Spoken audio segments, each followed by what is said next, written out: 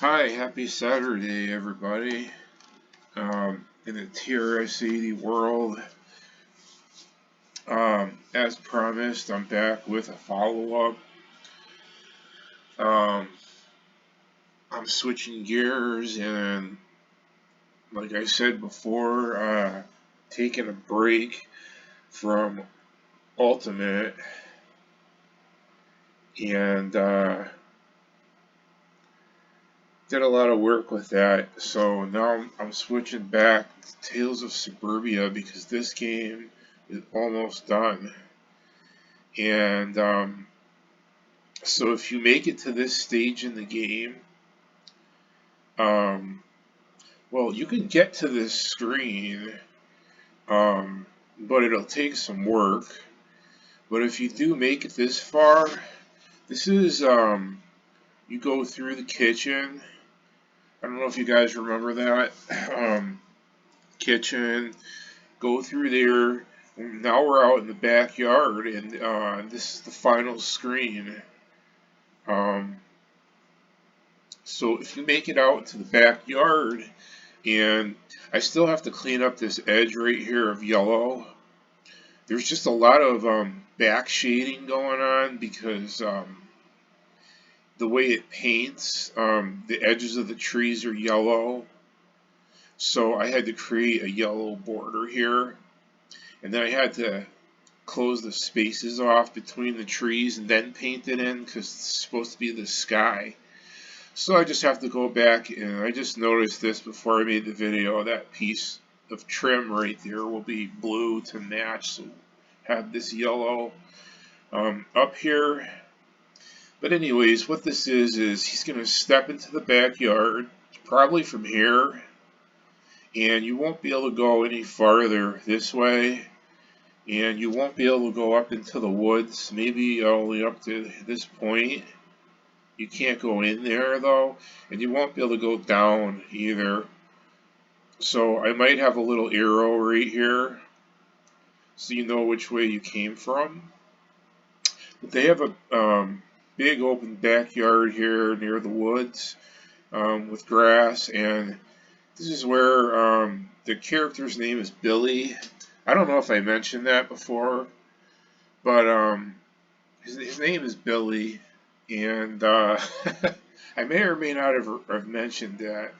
But it's in the instruction manual, and his quest is to, launch this model rocket. So out in the backyard is where the rocket launcher is set up.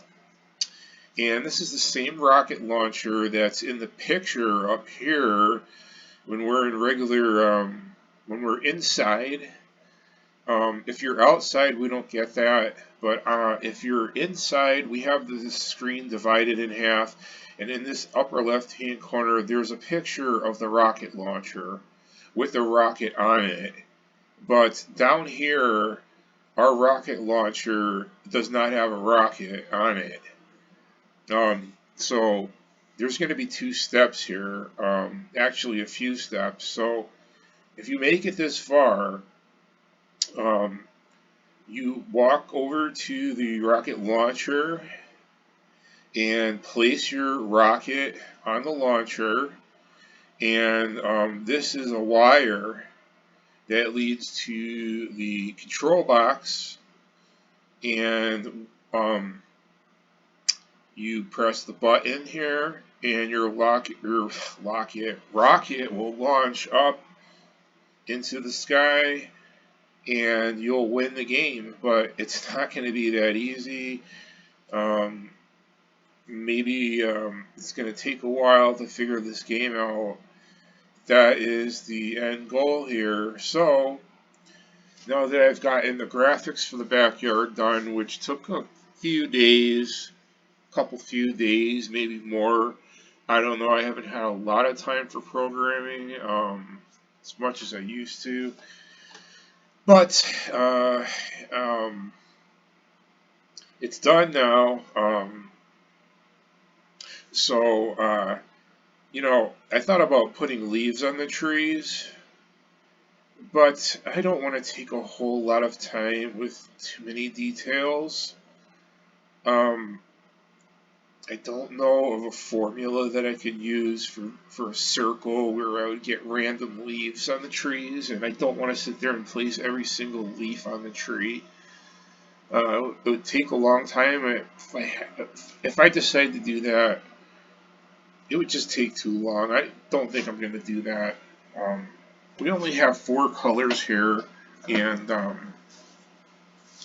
I used, I drew one tree, and then I used an algorithm to stagger the trees and to have them trunks and trees different colors.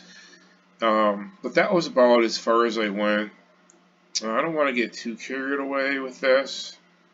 So this is going to be a short video. I don't usually do really short videos, but there's nothing else to really say about it. Now I have to go back in and I have to add everything else in, meaning, I was an idiot to do it this way because I should have started with, I didn't think to, um, what I did last time is I stripped down a platform that I already had and just filled it back in with different graphics.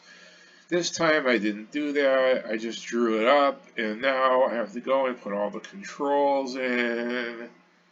And I don't know, I wasn't thinking, um, I gotta put joystick controls in, do the sprites all over again.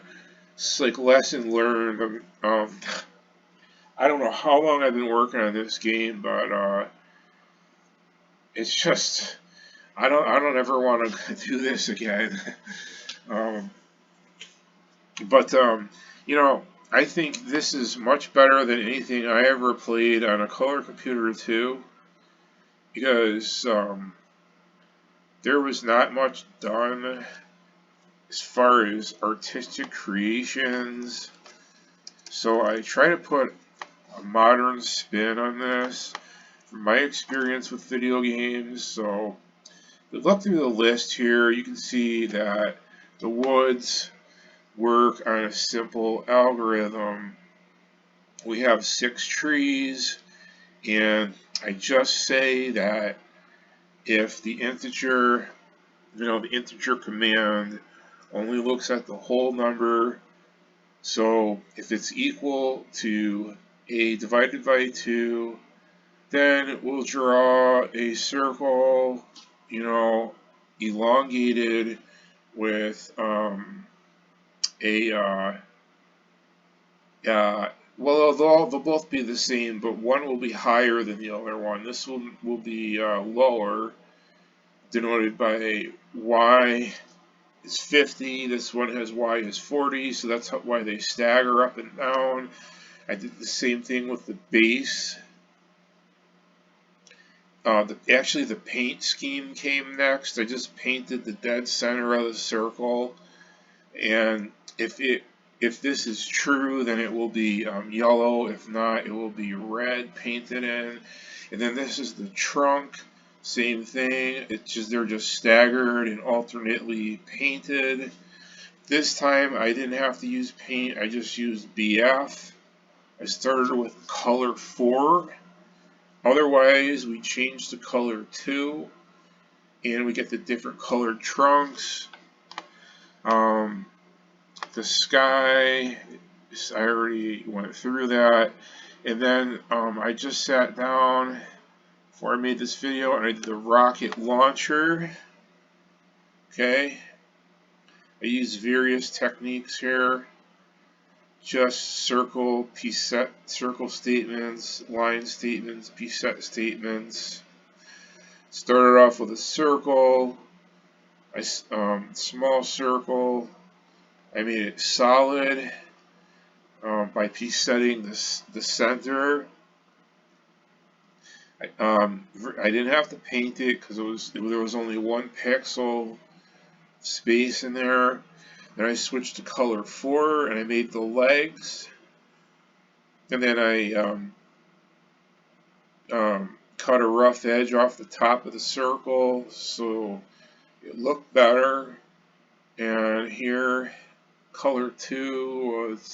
That is the bar. It's an extension of the circular base,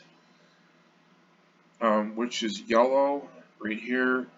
So it's a metal piece that hooks onto the base, and the rocket is has a hook on the side that's in the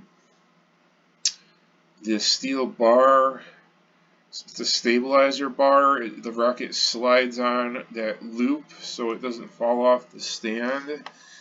And then the control box, we have that long wire going from, that's what this blue thing is. It's a long wire leading to a control panel. It's just a box with a button, and you have to put alligator clips onto the fuse, and then you launch the rocket by pressing the button. But it's a battery operated control box. There's no batteries in it. You have to find the batteries. As like I said, it's not going to be as easy as it looks. So I drew that wire in blue, and then I just did a BF, found the location for the square, and then I p-set a yellow dot denoting the button, and that's the end of it. So those graphics there take 28 lines. 28 lines, this is what we get. I just have to clean up this edge, and that's it. I have to go back in, put the sprite back in of the character and the joystick controls, and then I'll be back with you again. And I have to put in, an interactive feature. Like on all the screens, you can interact with certain objects, but not others. To find either to operate the object or to find clues and or items. So on Ghost Saga, there's a key that appears, and I have to figure out how I did that. That was one of my more complex achievements. I have to find a way so that when he places the rocket on, I did this on other parts of this game, but when he puts the rocket on, then there's going to be a rocket there, and I have to make sure the computer knows that it's there. It's like I had a key in Ghost Saga up here and things like that at a certain time, and I'm going to have to look back at how I did that. So none of this stuff is easy to do. I have to draw this screen, and then I have to copy it onto like a pristine page. And then when we want to cut and paste, we do that on another page, and then we send it back to the viewing screen. So that's how we get the background that doesn't erase, but I have another feature where we have different items that change. So it's a different technique depending on what you're doing. So I'm just going to let it end. I'm going to end it right here. I hope everyone's doing well, and I read my messages the best that I can, but I can't always reply, especially if they're really long messages. I know that I have some unanswered messages, but I can't get to all of them. I try. I know Curtis Boyle made a bunch of suggestions about last time on my menu, alternate menu video, and They were all very helpful. I don't know if I had time to try anything on there. Probably not. Can't exactly remember what it pertained to, but I appreciate any input, and I hope to hear more input. Um, but I'm going to leave it at this for right now, and I'll see you guys back in a few days probably once I get the trolls back in here and try to finish this game up. Okay, so that's it. Oh, actually, yeah, we were actually talking about. I want to put these on ROM chips, and so that was part of the conversation.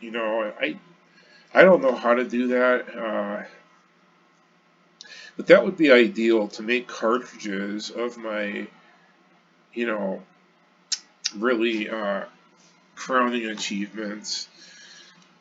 I would like to have those stored on cartridges, especially this game, Ghost Saga and Ultimate. Um, Anything that's a finished product is much better on a cartridge, but I have no idea how to do that. Um, so I'm not even going to attempt it, but I wish that I had the ability to do that. So we could use original hardware, maybe somewhere down the road if I can find out more about it. Sure, I'd have to buy some specialized equipment. I just don't know exactly what, but